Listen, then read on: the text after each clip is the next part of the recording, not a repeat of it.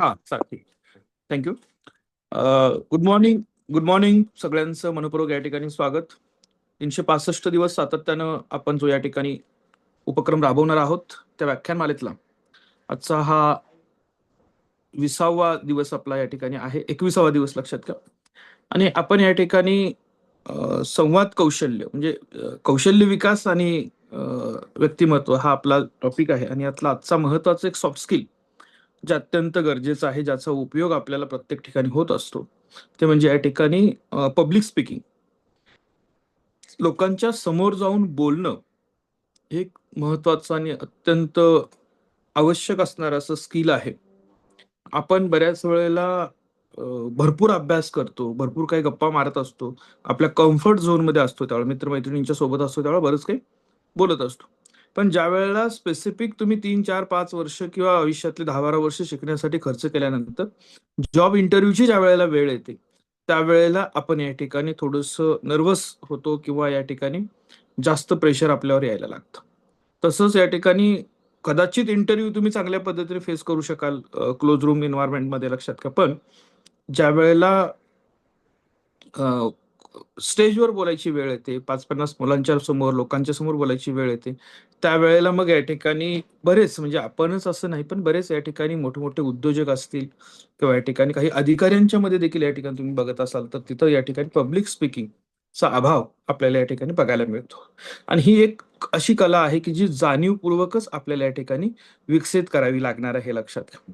सगळ्यात पहिल्यांदा आपल्याला हे बघून घ्यायचं की काय नेमकं अडचणी आहेत. तर पहिला सगळ्यात महत्वाचा यातला आपल्याला सिंड्रोम काय की लोक क्या कहेंगे, म्हणजे लोक काय म्हणतील ही एक मोठी भीती आपल्यामध्ये असते. लोक आपल्याला हसतील का, बोलायला गेल्यानंतर पुढे आपल्याला म्हणजे सगळ्यात मोठा प्रश्न हातांचं काय करायचं. म्हणजे बोलायला उभं राहिल्यानंतर काय हाताच्या हालचाली होत असतात याच्याकडे बऱ्याच लोकांचं लक्ष असतं, पण आपलं लक्ष तिकडे लागतं. बऱ्याच वेळा या ठिकाणी एका जागेवर या ठिकाणी हलण्याचा प्रयत्न लोक करत असतात. एका पायावरून दुसऱ्या पायावर, दुसऱ्या पायावरून एका पायावर, अशा या ठिकाणी मुव्हमेंट चालू असतात त्याच्या बाबतीत. आणि अशा वेगवेगळ्या पद्धतीच्या अनावश्यक हालचाली चालू होतात. त्याचं कारण आपण कुठेतरी नर्वस झालेलं असतो, हे लक्षात घ्या. बोलायला उभं राहिल्यानंतर सगळ्यात महत्वाचं आहे की तुमचा आवाज आणि तुमचं बोलणं यावरच सगळ्यांचं जर लक्ष केंद्रित व्हावं असं तुम्हाला वाटत असेल, तर तुम्हाला ह्या अनावश्यक गोष्टी ह्या टाळल्या पाहिजेत. आणि त्यालाच पॅरलली महत्वाचं आहे, आवश्यक जे काही या ठिकाणी बॉडी स्ट्रोक ज्याला म्हणतात किंवा बॉडी लँग्वेज मधनं तुम्हाला जे पॉझिटिव्ह सायन्स ज्याचे आहेत हे तुम्हाला देता यायला पाहिजेत, हे लक्षात घ्या. मग याच्यातली सगळ्यात मोठी भीती जर आपल्याला घालवायची असेल, एक लक्षात घ्या, तर पहिल्यांदा आपण आपल्या गोष्टीवर एका ठाम राहिलं पाहिजे, की मी ग्रामीण भागात आलो का? किंवा मला इंग्रजी चांगलं बोलता येत नाही, माझं लूक चांगला नाही, अशी जी काय आपली या ठिकाणी भीती असते, तर त्याच्यामध्ये सगळ्यात महत्वाचं एक या ठिकाणी काळजी कोणती असते, तर स्पॉटलाइट इफेक्ट असा शब्द त्याला वापरला जातो. म्हणजे काय, की सगळे लोक माझ्याकडेच बघायला लागलेत, त्यामुळे माझी जर चूक झाली तर या ठिकाणी काय करायचं, हा विषय असतो लक्षात. तर सगळ्यात पहिल्यांदा हे लक्षात असतं, जरी वाटत असलं तरी वरून ज्यावेळेला तुम्ही बघत असता त्यावेळेची गंमत अशी असते, की सगळ्यांना वाटतंय की ते तुम्ही त्यांच्याकडेच बघायला लागला, हे लक्षात घ्या. दुसरी महत्वाची गोष्ट असते, की आज तुम्हालाही माहित आहे, की फार कुणाला काही पडलेलं नसतं जोपर्यंत तुम्ही त्यांना अट्रॅक्ट करत नाही तोपर्यंत, लक्षात घ्या. ते या ठिकाणी आपल्या आपल्या गोष्टींमध्ये मग्न असतात. त्यामुळं आपल्याला पहिल्यांदा या स्पॉटलाइट इफेक्टची भीती जी आहे, ती भीती या ठिकाणी कमी करायची आहे. या लोकांना काय वाटतं याच्यापेक्षा महत्वाचं आहे, की मला जे ठरवलेलं आहे ते व्यवस्थितपणे मांडता येईल का. मोठे-मोठे वक्ते जे तुम्ही बघता हे लक्षात त्याच्या बाबतीतनं, तर त्या वक्त्यांच्या भाषणाची सुरुवात करत असताना काय करतात ते, म्हणजे काही या ठिकाणी अशा पद्धतीचे वर्कशॉप कंडक्ट करणारे प्रोफेशनल जे आहेत, ते काय करतात, की पहिल्यांदा सगळ्यांना जागेवर उभं करा, मग टाळ्या वाजवा किंवा या ठिकाणी काहीतरी गेम घ्या 2 मिनिटाचा आणि मग त्यांना पुन्हा बसवा. हा काय पार्ट असतो?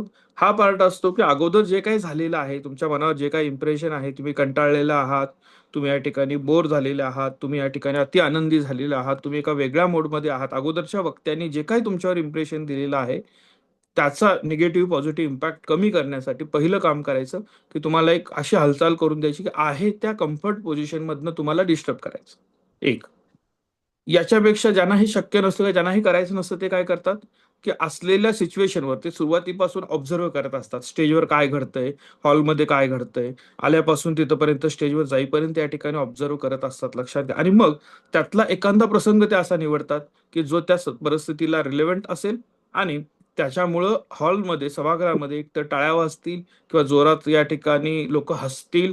हसणं, टाळ्या वाजवणं या सगळ्या गोष्टींच्या माध्यमातून पुन्हा तोच या ठिकाणी प्रयत्न वक्त्याचा असतो की ज्यांनी अगोदर या ठिकाणी त्यांच्या मनावर जे काही इम्प्रेशन आहे ते ज्या सिच्युएशन मध्ये आहे त्यातून त्यांना बाहेर काढणं आणि आपल्याकडे त्यांना लक्ष केंद्रित करून घेणं, याचा या ठिकाणी प्रयत्न हा प्रत्येक वक्ता करत असतो, ज्याला या ठिकाणी भाषण शैली किंवा पब्लिक स्पीकिंग माहीत आहे. त्यासाठी अत्यंत महत्वाचं असं लक्षात घ्या.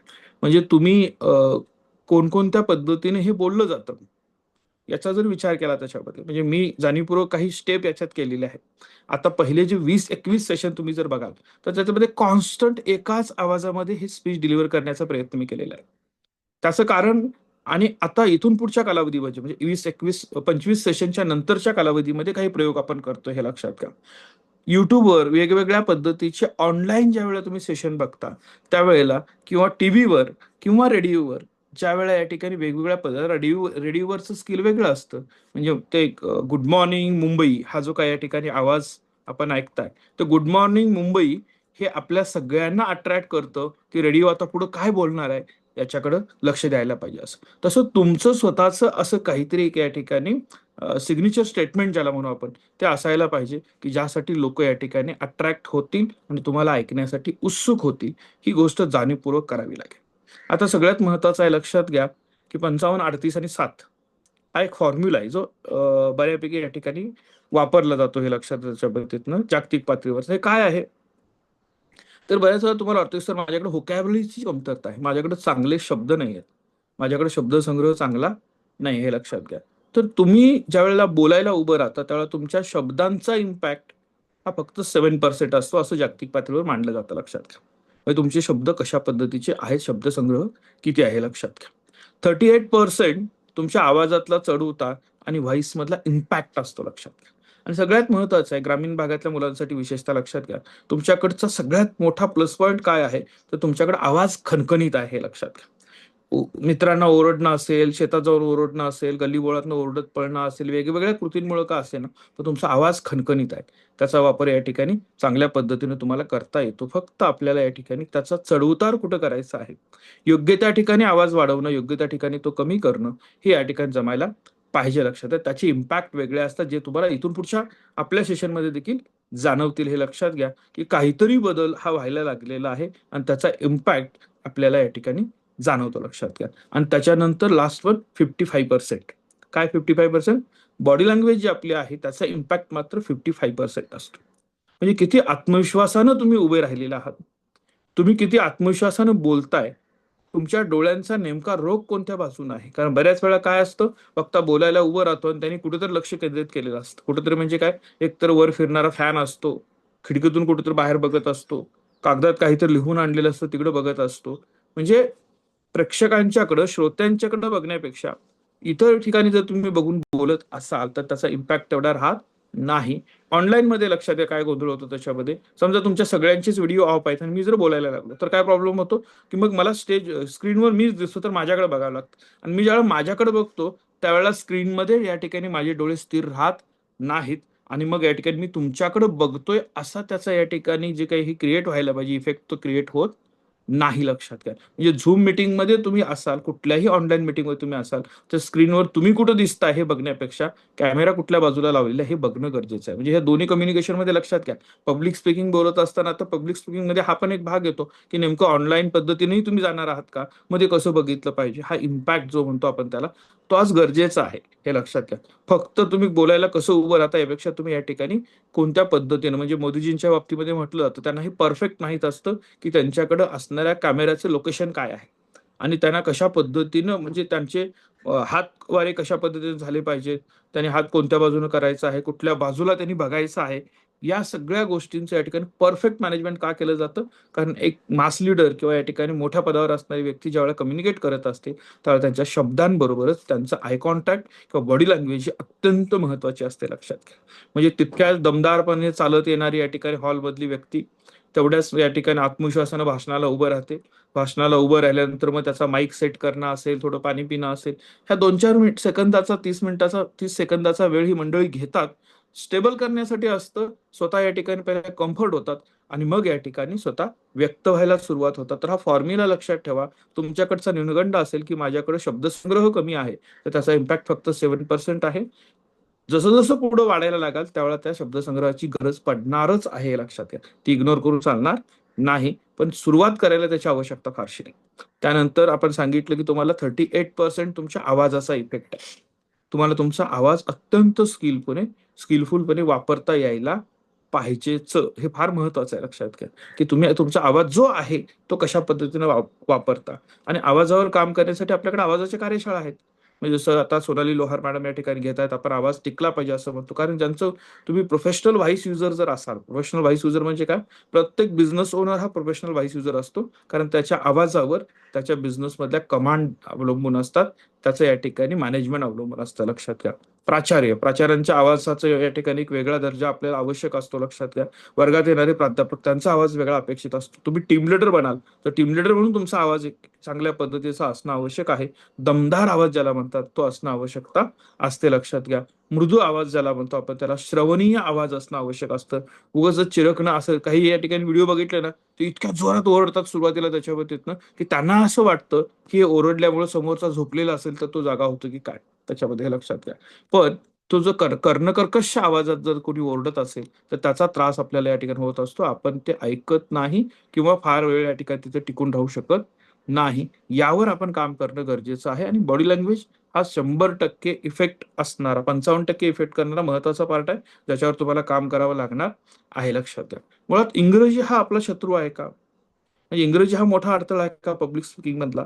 तर याच्यावर पहिल्यांदा लक्षात घ्या की इंग्रजी ही भाषा आहे. इंग्रजी भाषेची या ठिकाणी आपल्याला आवश्यकता तर त्या ठिकाणी आत्मसात करणं गरजेचंच आहे. पण जपान सारखं राष्ट्र, फ्रान्स असेल, चायना असेल, यांनी फक्त बोलीभाषेवर या ठिकाणी चांगल्या पद्धतीच्या कमांड मिळवलेल्या आहेत आणि गरजेपुरतं इंग्रजी हा या ठिकाणी ते वापर करतात. आणि स्वतः या ठिकाणी जगात त्यांच्या त्यांच्या क्षेत्रामध्ये, म्हणजे टेक्नॉलॉजीमध्ये जपाननं स्वतःला या ठिकाणी अधिराज्य गाजवलेलं आहे. चायनाच्या या ठिकाणी प्रोडक्शनमध्ये चायना आपल्याला ऐकत नाही, लक्षात घ्या. फ्रान्स या ठिकाणी डिफेन्समध्ये या ठिकाणी ऐकत नाही. असे वेगवेगळ्या पद्धतीचं अ, अ, जी काही मास्टरी स्वतःची आहे ती रिजनल लँग्वेजमध्ये देखील मिळवता येते. फक्त पब्लिक स्पीकिंगमध्ये त्याचा अडथळा असणार नाही, हे लक्षात घ्यायच्या बाबतीत. आता तुम्हाला या ठिकाणी काय केलं पाहिजे की स्टेजवर ज्यावेळेला जाता, दोन्ही गोष्टीचा विचार केला पाहिजे आपल्याला. की स्टेजवर ज्यावेळेला जाता त्यावेळेला काय होतं, म्हणजे जात असतानाची तुमची चाल, लोक काय ऑब्झर्व करत असतात की तुम्ही जाऊन उभं राहिला, त्याच्यामध्ये उभं राहण्यापर्यंत तुमचा जो आत्मविश्वास आहे तो महत्वाचा असतो. आलं लक्षात? बऱ्याच वेळा या ठिकाणी आपल्याला आरशासमोर उभं राहून बोला, तुम्ही बोलत असता.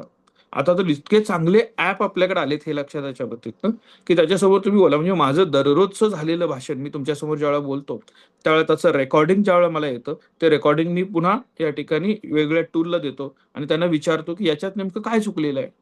आणि मग मला ते सांगतात की इथं तुमचा आवाज या ठिकाणी अनावश्यक वाढला होता, इथं तुमचा आवाज वाढवणं गरजेचं होतं, हे शब्द आपले जे आहेत हे शब्द थोडेसे अजून चांगले वापरता आले असते. हे मला दररोज भाषणाचं या ठिकाणी मी इव्हॅल्युएशन करतो, लक्षात घ्या. तसं तुम्हाला देखील या ठिकाणी कुठेही तुम्ही उभं राहिलात, बोललात की बोललेलं रेकॉर्डिंग झालं, ऑडिओ व्हिज्युअल रेकॉर्डिंग दिलं की त्यातनं एआयच्या माध्यमातून तुम्हाला हे समजेल की तुम्ही आज कुठं चुकलात.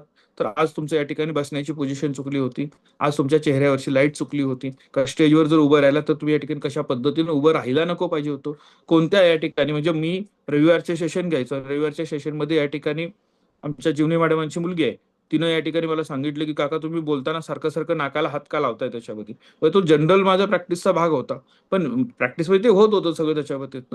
आणि मग या ठिकाणी मी ऑब्झर्व केलं की हे आपलं चुकतंय आणि मग ते जाणीवपूर्वक कमी करण्यासाठी पुढच्या कालावधीमध्ये प्रयत्न केले. कुणीतरी तुम्हाला जर सांगतंय, सल्ला देतंय, तर तो या ठिकाणी तुम्ही ऐकणं आणि तो या ठिकाणी इम्पॅक्ट लगेचच तुमच्यामध्ये जर करायला सुरुवात केली तर ते बदल होतात, लक्षात घ्या. म्हणजे पब्लिक स्पीकर बनायचं असेल तर मलाच सगळं काही येतं ही देखील भावना ठेवून चालणार नाही. प्रत्येक ठिकाणी काही ना काहीतरी या ठिकाणी तुम्हाला शिकण्यासारखं असतं आणि ते महत्वाचं असतं. तर काल नांदेडमध्ये काही लोक असतील, लक्षात मी उदाहरण देतो म्हणजे तुमच्या लक्षात येईल काय असेल.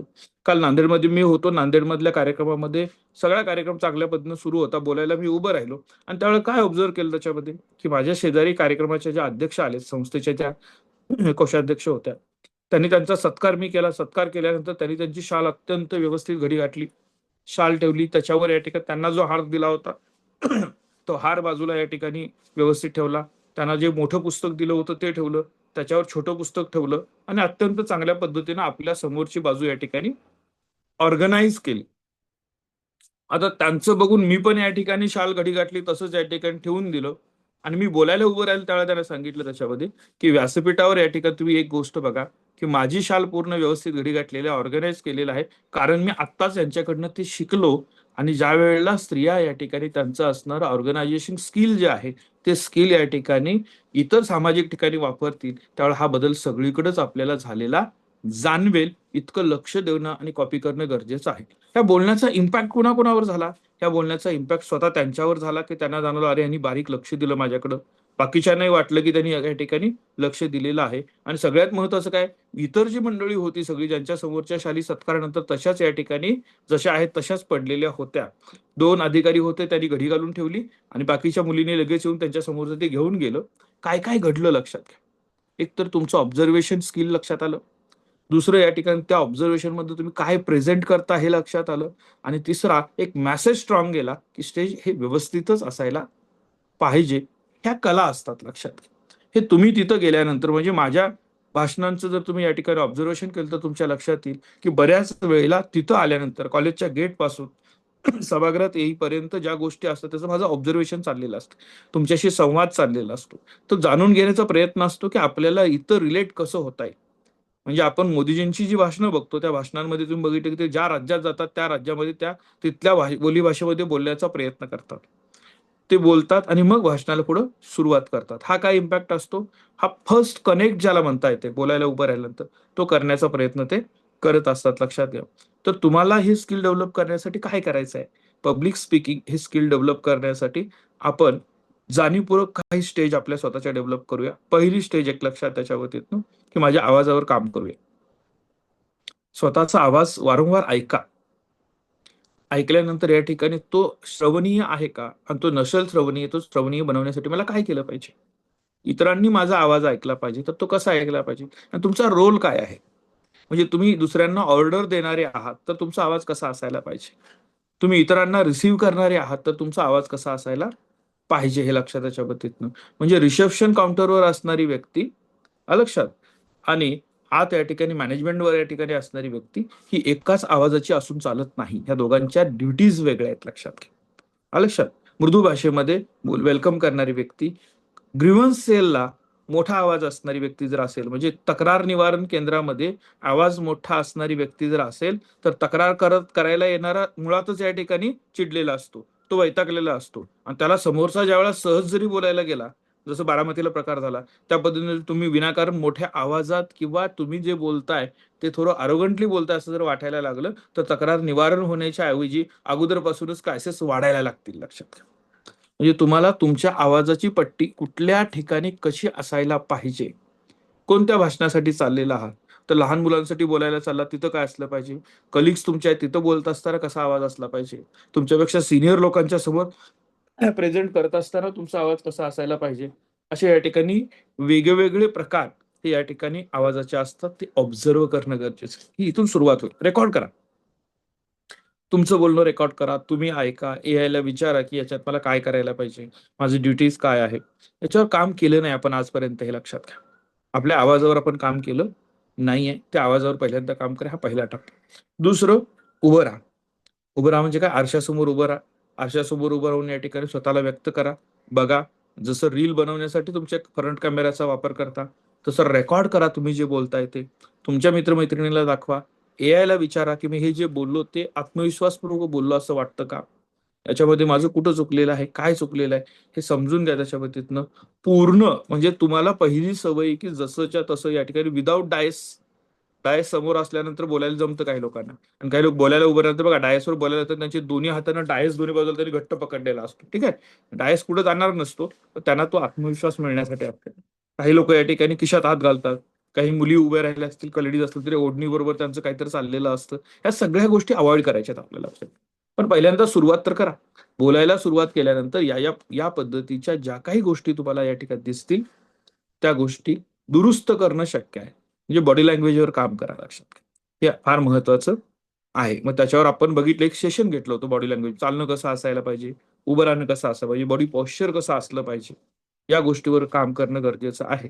यावर ज्यावेळेला काम कराल तेव्हा 38% आवाजाचा इम्पॅक्ट आणि 55% आपल्या बॉडी लँग्वेजचा इम्पॅक्ट झाल्यानंतर उरलेले जे 7% आहेत, की ज्याच्यामध्ये आपल्याला या ठिकाणी शब्दांचा, व्याकरणाचा याचा उपयोग होणार आहे, तर तो या ठिकाणी होऊ शकतो. आणि मग नंतर जसं जसं तुम्ही पुढे जाल, प्रॅक्टिस व्हायला लागेल, तसं या ठिकाणी या 2 गोष्टींच्या बरोबर शब्दसंग्रह वाढायला लागतो, तुमचं सादरीकरण वाढायला लागतं आणि चांगल्या पद्धतीनं तुम्ही या गोष्टी शिकू शकता. जे स्किल गरजेचं आहे ते तुम्हाला या ठिकाणी मांडता येणार आहे, हे लक्षात त्याच्या बाबतीत. त्यामुळं सुरुवात करा. पहिल्यांदा मला पब्लिक स्पीकिंगची गरज आहे का? हा प्रश्नच असू शकत नाही. तर मला पब्लिक स्पीकिंग इम्प्रूव्ह करायचं आहे, हा प्रश्न असेल लक्षात. म्हणजे असं तुमच्यातलं कुणीही म्हटलं, मला आवडतच नाहीये त्याच्या बाबतीतनं, मला करायचंच नाहीये, असं म्हणून तुम्ही याच्यातनं सुटू शकत नाहीये. तुम्हाला ही जबाबदारी असेल आणि हे स्किल आहे, एक लक्षात घ्या, की ह्या गोष्टी एआय नाही करू शकणार. हेही मी तुम्हाला परत सांगतो, लक्षात घ्या. एआय तुमच्या वतीनं भाषण नाही देऊ शकणार आणि दिला तरी एआय आय कॉन्टॅक्ट करू शकेल का? नाही करू शकणार, लक्षात घ्या. एआयला बॉडी लँग्वेज मधनं आत्मविश्वास रिफ्लेक्ट करता येईल का? नाही करता येत, लक्षात घ्या. आज तुमचे एजंट जरी तयार केले तर तो एजंट आहे आणि कृत्रिम आहे हे सहज जाणवतं आणि तो कम्युनिकेशनचा इम्पॅक्ट हा कमी होणार आहे, लक्षात त्याच्या बाबतीत. आणि तो जर इम्पॅक्ट आपला कमी होऊ द्यायचा नसेल, आपल्याला जर चांगल्या पद्धतीने कंट्रोल मिळवायचा असेल, तर हे एक बेसिक स्किल आहे आपल्या पर्सनॅलिटी मधलं, आपल्या कौशल्यामधलं. ते कोणतं स्किल आहे? पब्लिक स्पीकिंग स्किल या ठिकाणी इम्प्रूव्ह करणं हे गरजेचं आहे, लक्षात घ्या. त्याच्या स्टेजेस सांगितल्या. आय कॉन्टॅक्टवर स्पेशल लक्ष द्या. म्हणजे कॅमेऱ्यामध्ये कुठं बघतो आपण आणि ते कसं लक्ष लागतं हे समजून घ्या त्याच्या बाबतीतनं. त्याच्यानंतर या ठिकाणी तुम्ही या ठिकाणी ज्या वेळेला उभं राहता त्यावेळेला काय चुकीचं दिसतं ते बघा. सुरुवातीला पब्लिक स्पीकिंगला ज्यावेळेला उभं राहतं त्यावेळेला नवीन ड्रेस जो फिट नाही, अनकम्फर्टेबल आहे, तो घालून उभं राहू नका. समजा कुठला तरी एखादा ड्रेस आपला फाटलेला, आपण रफू केलाय, स्टिचेस असतील त्याला त्याच्यामध्ये, तर दुर्लक्ष करा. त्याला लपवण्याचा प्रयत्न करू नका, लक्षात. त्याच्या लपवण्याकडे तुमचं लक्ष तिकडे जातं आणि समोर लक्ष लागत नाही, लक्षात घ्या. तुमचे शूज व्यवस्थित असावे, हे लक्षात घ्या. ते फाटलेले असतील तर त्याला लपवण्याकडे लक्ष जातं. म्हणजे एखाद्या वेळेला तुम्ही काहीतरी दुसऱ्या चुकीच्या गोष्टी घडल्या असतील, तर या ठिकाणी त्याचा इम्पॅक्ट या ठिकाणी आपल्यावर जास्त होत असतो, हे लक्षात घ्या. ते अवॉइड करायचं, तर आपल्याला चांगल्या पद्धतीने बोलता येतं. बोलायला उभं राहता त्यावेळेला मी हे सगळं सांगत असताना तुम्ही प्रेझेंटेबल असायलाच पाहिजे, हे लक्षात घ्या. प्रेझेंटेबल असायला पाहिजे म्हणजे काय? की तुमचे कपडे नीटनेटके असले पाहिजेत, हे लक्षात घ्या. चेहऱ्यावर तुम्ही काम केलेलं असलं पाहिजे, आवश्यक तितका मेकअप असावा, अगदीच भडक मेकअप असण्यापेक्षा, हे लक्षात त्याच्या बाबतीतनं.